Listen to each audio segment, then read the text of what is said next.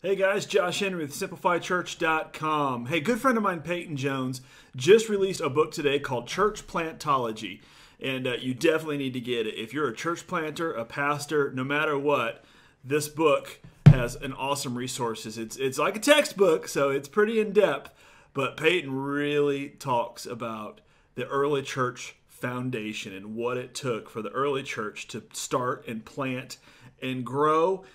And he reduces it into real actionable steps, real world information that we can use today to help grow our ministries. And so get the book. I did a quick interview with him. Stay tuned. We're going to shoot over to that clip right now of the interview I did with Peyton. But hop on Amazon, wherever you buy books.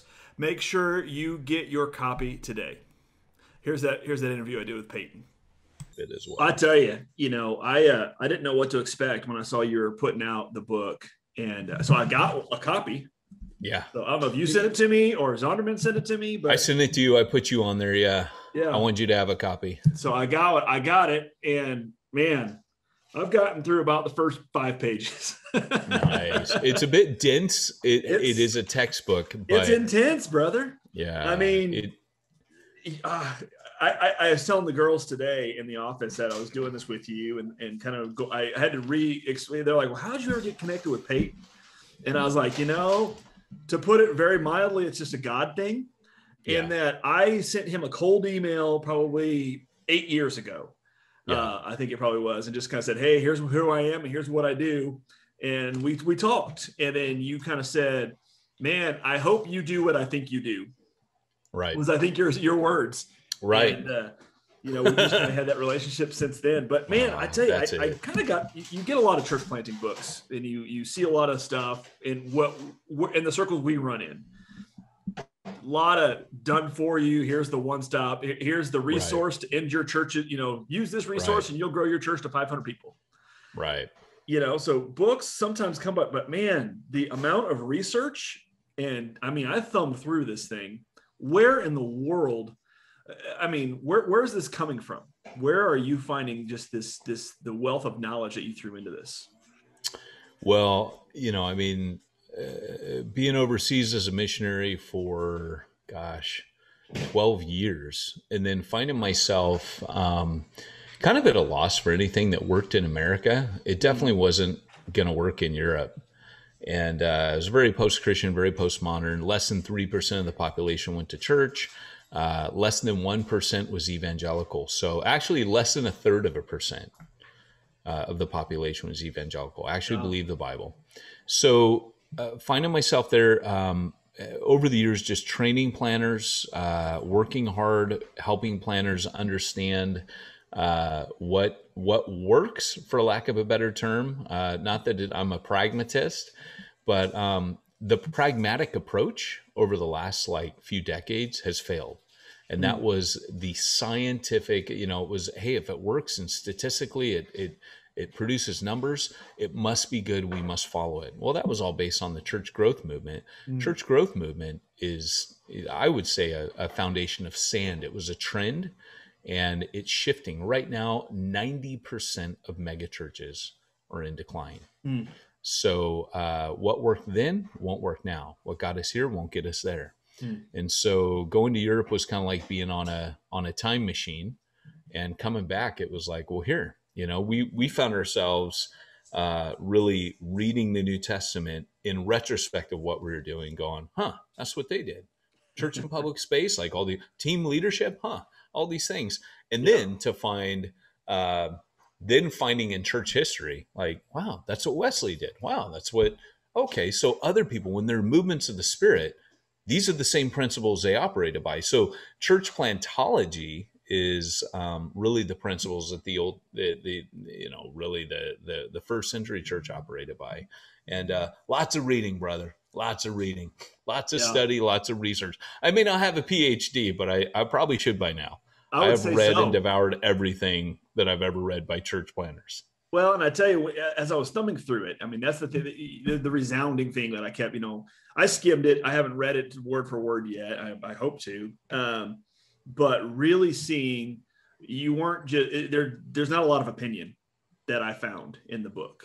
It's a lot of hey, this is a core principle, and here's biblically how this worked in the past. Hey, here's another core idea, core principle, and then here's the scripture to back it up. I mean, it's very grounded in, I mean, what a novel concept that we use the Bible as a church planting guide, and what has worked in the past. And that cross cultures, cross references, crosses everything. Well, it's funny you say that, because Brad Briscoe, who's a guy that I respect a lot, Brad said, man, you have really tied this to the scripture in the book of Acts. He goes, there's a lot of things that you're putting out here I've not seen people postulating. Goes, and yet now I can't unsee it. Yeah. I think for me, there's always this kind of idea, like I've never felt like an expert in church planning. I've never felt like I got it all figured out. I feel like you're always learning. In fact, I quote at the beginning in the foreword, I say, hey, it was Michelangelo who wrote Ancora Imparo. I saw that. I'm still learning, and so I haven't completed my journey, but I'm still learning. In fact, I apologize to the people that I trained early on, like 15 years ago. I was just learning, but I think, I think that church plantology as a principle is the overlap of scripture.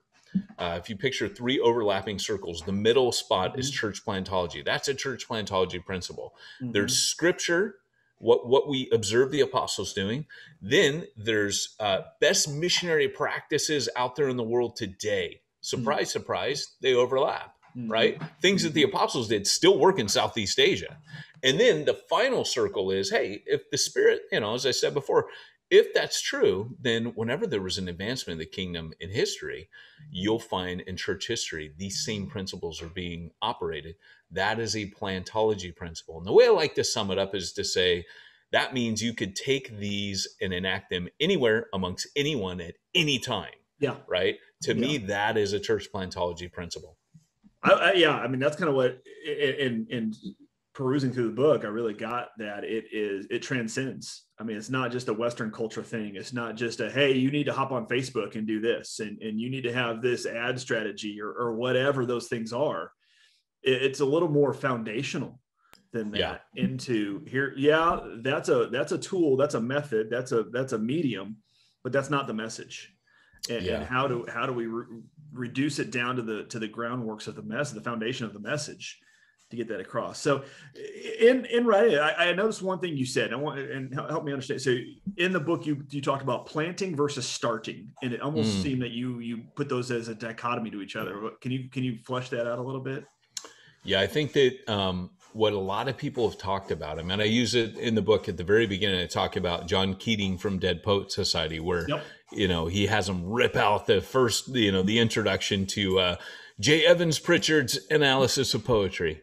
And he has them rip it all out. And I say, look, a lot of church planting books, I would like it if you would just rip out what you learned already or what they told you, because what we often think of as church planting is really just church starting.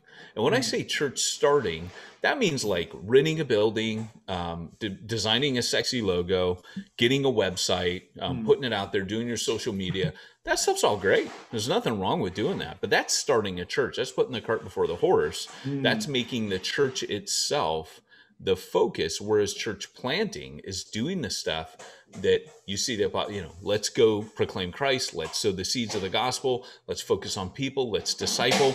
Church planting will happen naturally as a result of that. And I apologize for all this background. I mean, we were just having, they're tearing stuff down and uproot. I got trees going. I got cement being poured. I got floors going in, tiles going on, finished carpenters banging stuff.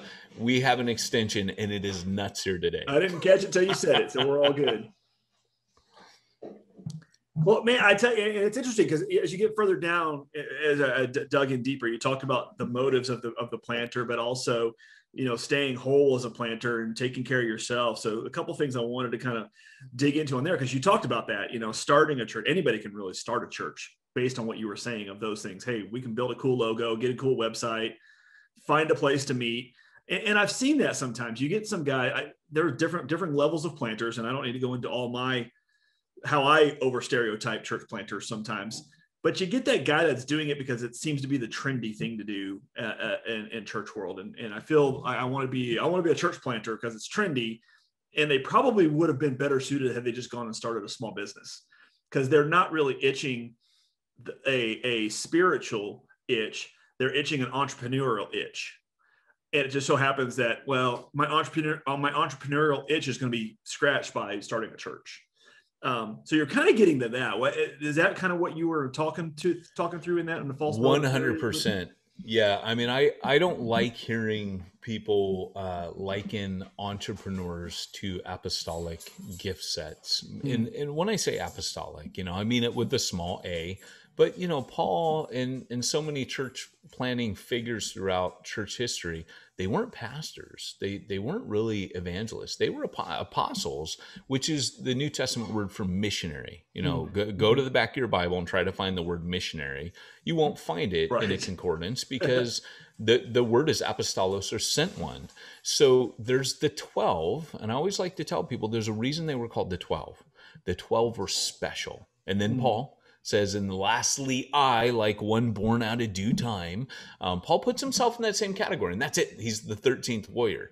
Nobody's ever going to be on the. So when you use that word, it makes people twitchy. But I tell them, don't worry. Little case A, right? The small apostolos, sent one, missionary. Just think missionary. Yeah. But there is a gifting. Not all are called to be missionaries. Now I know that's counterculture because people say, "Oh no, we're all missionaries." Well, if everyone's sent, nobody's sent, right? If everybody's a missionary, nobody's really a missionary. Nobody's really a sent one. What I tell people is we are all called to be witnesses. And I think people get that confused. Wherever you're at, you're meant to be a witness. But you're not called to leave your family, your mother, your brother, and your sister and go to a foreign country. Like not everybody has that calling to go where Christ is not named. That's the apostolic calling and gifting that God wires you for. And I try to make that plain because when I get with pastors, we're not the same animal, right? I'm going to plant a church. I'm going to start with total non-believers and I'm going to move on. And that is a spiritual gifting that I have. That is not, it's not something I put on. I would be terrible, by the way, Josh, at starting a business. I mean, I know Simplified Church is for the non-math pastor. I could not do business to save my life, but I could start a church because there's a spiritual gift set required for that. And so I don't want to hear, I don't care if I hear it. I hear lots of stuff that's wrong. I have the internet, I'm on Facebook, but what I'm saying is I'm uncomfortable with that because it's like when a doctor or a lawyer comes into the church and thinks he can teach the Bible because he goes, well, I lecture other doctors, I give presentations, and then he's in the pulpit and he stinks a place up and you think, never again, it's the same principle, right? It is. And it was interesting you say that, what you say from what we can do and managing business of a church and things like that versus pastoring. I feel like I kind of can walk both sides of that a little bit. Do one of them definitely much better than I do the other. We'll talk about that, or we'll say that. But yeah, I get interested when churches say, oh, Joe Schmo business owner, we want him to do the books for our church. And all of a sudden it's like, this is completely different. It's a completely different attitude, mindset, vision, direction. It's not like managing a small business. It's completely different. Another thing you mentioned the book, and we've seen this with planters as well, and pastors in general. We have our group called Oasis, which is what we brought up as a place where a pastor can just be refreshed. And I hate to say that because it feels a little 1980s Sunday school-y to me, but a place where a pastor can come and be real without fear of losing his pastor card. And talk about when things are really bugging him and the things he can't talk about with his elders or he can't talk about with anybody at the church. But we're seeing more and more guys coming into that group and doing these things, and not even in the group, but guys that have just been part of our system that we've served alongside through Simplified Church. They talk about falling victim to the altar of ministry is the term that I've used. And I've heard them say, where they were tired of sacrificing their family at the altar of ministry, tired of sacrificing XYZ, where the church almost takes such a holistic approach to everything they do and the church expects that of the pastor. what were you kind of getting in here as the wholeness? You talked about that in the book about the planter taking care of himself and all that. Yeah, that's and sorry, in the background there, I know there's a lot going on. Pay Oh, no you're attention good. to the man behind the curtain. It's funny because I think, like that's a perfect illustration right there. Is we're all real people and we got real things going on in our life, and this is just kind of, it's what it is. And I think there's a lot of showmanship and pretense in ministry. I think church planning, to be honest, kind of gets you away from that a little bit. I think that you have the ability as a church planner. Number one, most likely 90% of church planners out there are bivocational. You're going to be working with your hands. Your Monday to Friday is going to look a lot like the Monday to Friday of your people. And that's a good thing. Also, there ought to be kind of a team leadership. You're not like the big bad guru. You're working with a bunch of other people as well on your team, and it's shared leadership. And if you're doing it right, you're also going to be kicking down and equipping them, like Jesus said to the 12, to do greater things than I've done. You want to release ministry, release the power, release the authority. You want to reproduce yourself. That's part of making disciples. Whatever you're doing, your job is to reproduce yourself and get the heck out of the way. So when I look at that, I think to myself, kind of going back to a sent one, the first question I ask planners is, are you somebody you would send? Is your work ethic there? Is your family together? Like, would your family think, yeah, we want to reproduce dads like this and husbands like this? That's not always a yes question. And I've been in ministry long enough to know that there are times I need to get out. There's times where I've had to take a break. I mean, no joke. I've been in ministry for 30 years. And there's just times where it's like, now's not a good time for me. Now, as a serial church planner, I get that luxury of taking a break. There's times I'm burnt out. There's times I'm this. There's times I'm that. There's times my marriage has suffered. And I've been like, you know what? I got to. So for me, nothing is worth sacrificing your family for, not even ministry. And I want people to know that when I manage through the New Breed Network, which Simplified Church serves, I'll tell my church planners all the time, because there's guys doing radical, incredible frontline stuff. And I'll tell them, look, God cares more about you than anything you can do for him. Because they'll be like, oh, I can't plant right now. I feel so bad because I'm going to have to put things on hold. And it's like, no, brother, God cares about you. You are the tool that he doesn't care about this thing you're going to build for him. He could use a million bozos or dummies to do that. Yeah. But he cares about you. If you don't get that right, then you're going to sacrifice yourself. Nobody needs another planner that's just basically trying to keep a show going because he thinks, no, come out, be real. And man, I could tell a million stories about where I had to do that, and it ended up just being the most beautiful thing ever. So we want healthy church planters, because healthy church planters lead to healthy church plants. Yeah. Yeah, absolutely. And it's we could sit here and talk for, go in the minutia of your book. It's 400 pages long. It's packed with facts, and so I'm not asking for you to give a book report, but what is the key core principle that you want guys to get out of this? And then I guess secondly to that, it's called Church Plantology, but I think realistically there's a lot of detail in here that goes and would speak to the pastor of an existing church. What do you have to say to that? Let me read you a couple that might be helpful. Number one, couple of the plantology principles are rediscovering first century style ministry from church starting to church planning. Rediscovering apostolic ministry from Moses model to missionary multiplication. Rediscovering team leadership from top-down leadership to embodying Christ on mission. There are tons of these. I will say this book will probably shift the conversation that's happening in church planter training circles, church planting books. It is unique, and I'll tell you why. For a long time, there's been people that have been advocating APEST, team planting, all these kind of cutting edge, kind of radical missionary stances. We haven't had a church planting book. This is our church planting book for the for the majority of people out there, when they come to a church planting book, if they're radical and missionary minded, missional in stance, embracing the APES, there's not a book out there for them, right? Mm-hmm. So in a weird way, we get to say, this is our book. Yeah. This is the book for our tribes. And our tribe right now, this is the irony. Our tribe is the majority now, right? 10 years ago, these ideas were radical. Now they're mainstream. And that's where Zondervan kind of came and said, look, we're publishing all these books from these missional leaders.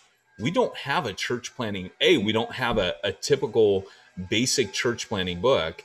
And B, we don't, you got to have the leaf blower going, just thrown in there for added effect as well, Josh. But B, we don't have a book that that encapsulates these principles into church planting. And so I was honored. They're going to put this next to Tim Keller. I'm not, but they're going to put this next to Center Church as part of their core church planting library. So that's an urban ministry manifesto. This is their flagship planning book. That's awesome. Yeah. What a blessing to do it. I know you've written several books in the past. So is this just another one? Is this the culmination? Where how do you fit this into other things? It's its own animal. It's funny because Church Zero was my apologetic for team planting. Reaching the unreached was kind of okay, now go mobilize your congregation on mission, because it can't just be about leadership. It's got to be grassroots. Once you mobilize your people on the ground, it's game over, right? In a good way, like that's in game, right? Like that's when you're ready to multiply. But this is kind of like a comprehensive, even if you never read Church Zero, there's plenty of stuff from Church Zero in here, but it also continues a conversation, because when people read Church Zero, they said, okay, you convinced me. Team ministry, I get it. The APES in team ministry, I get it. However, show me how. Like, now to give me a how-to. This is everything. This is practical. This is how does an APES team work together? How do you deal with conflict resolution on the team? How do you, like, it's practical. Yeah, absolutely. So I'll throw you a softball and then I'll dig in on you a little bit. What's your hope that comes out of this from the book? So really, to change the conversation, and all my books are a little provocative. You know this, right? Like Peyton Jones. It wouldn't be from you if it wasn't. Right. It's not so much a cage rattler. Here's one of the beautiful things. I embrace all models. I embrace. People don't know this about me, but I love high church. Right. I don't plant high church. I plant kind of more interactive conversational church, because that's where my culture's at. Yeah. But if you ask me, I'm going to go more like a high Anglican service as my personal preference. That's a little known factoid about me, but sure. I have a section in there borrowing from another author who wrote a book called Evangelical Sacramental Pentecostal. And I play with that a bit, I even talk about, you've got to think about what is your liturgy. And I poke a bit that we have the evangelical bow tie, right? 30 minutes of worship, a little knot of announcements in the middle, and then 30 minutes of preaching.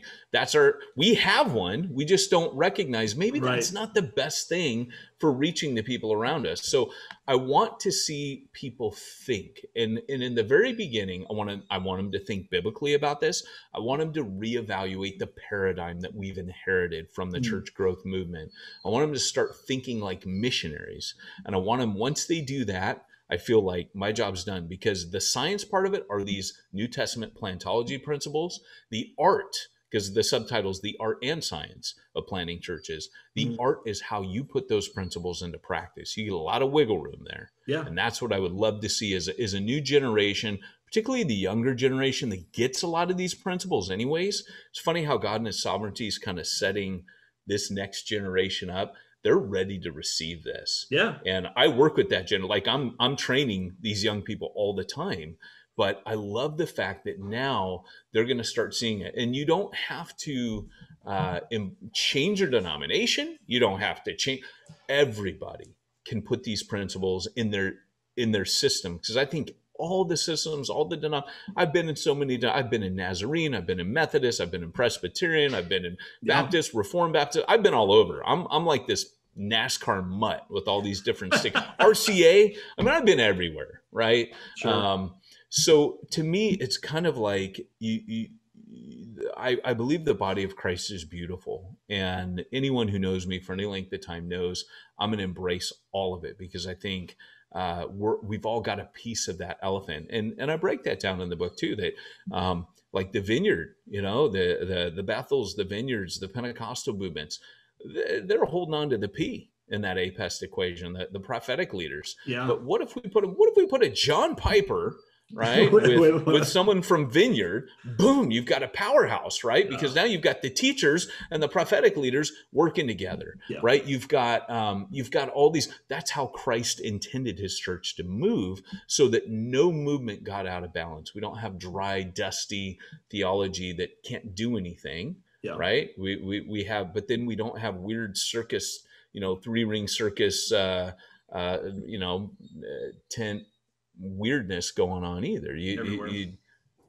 So. But I think what's interesting as you reduce it back down to, Paul's journeys and the early Church of Acts and how all that came together. And, I don't think you address it, but, I've sometimes wondered, the Church of Acts and how Christianity started. Would we be where we're at today had it not been for that early church? If we tried to take our Western current church model and take our model and do that back in Acts, would we be where we are today? And I don't think the answer is positive.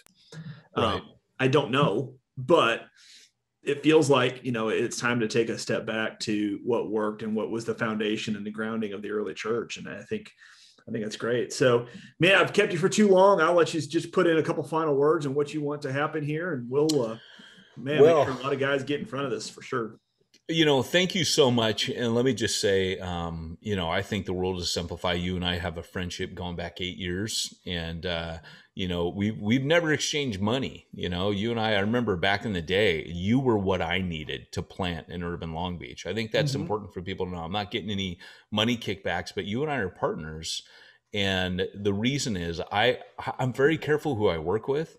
To me, it's got to be like you're out there for the planter. And that because I have an audience and I have a responsibility before God. So I won't let just anyone come in front of my audience. And you and I have worked together over the years, because I know if I send planners to you, you're going to take care of them. Planners are like veterans, and I'm a customer. Like, sure. I've worked with Ginger, I've worked with Brian, these are people that I don't know what I would have done without. And it helped me get on with the radical stuff I was doing on the ground. I didn't have to worry about all that. So I kind of want to give you a shout out on that level, because for me, Simplify Church has been a game changer and a lifesaver for me, both for the network I run, New Breed. And if you want to get in touch with that, we work with Simplify Church, newbreednetwork.org.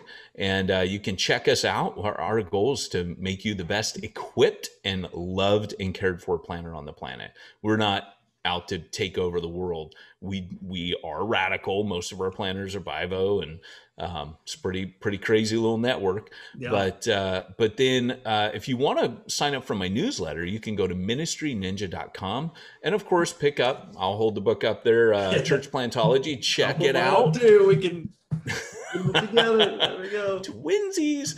Yeah. So you can get it on Kindle. You can get it on Audible, which is pretty rad. I'm tempted. I'm tempted to go down that road. I've not ever really done an Audible book, but I got a lot of business friends that's just how I always wonder, how do you consume so much? Like just in the car, I've got Audible playing. See, I like that, because I can corrupt you subliminally. I can get in your brain, but I think you're there already. I think that's happened. But anyways, brother, hey, I want to thank you for having me on. Yeah, ministryninja.com, churchplantology.com, and newbreednetwork.org. Those are my 3 go-to sites. That's awesome, man. I appreciate your friendship, your partnership, your brotherhood. Man, you're awesome. So thanks for all you've done for us. Hey, thank you. Thanks for helping the planner like you do. Yeah, we're trying. See you. And guys, that's just the tip of the iceberg. You could tell that we were just tapping the surface of what's in this book. Man, head on over to your favorite book publisher to buy the book, Church Plantology. Peyton's got released today. It'll do good things for your ministry. Make sure you get signed up. Go to churchplantology.com. There's some videos there, some stuff from his newsletter. Make sure you're connected with Peyton. He's the real deal. He can serve your church and serve you well. Thanks for watching. Appreciate you. Have a great day.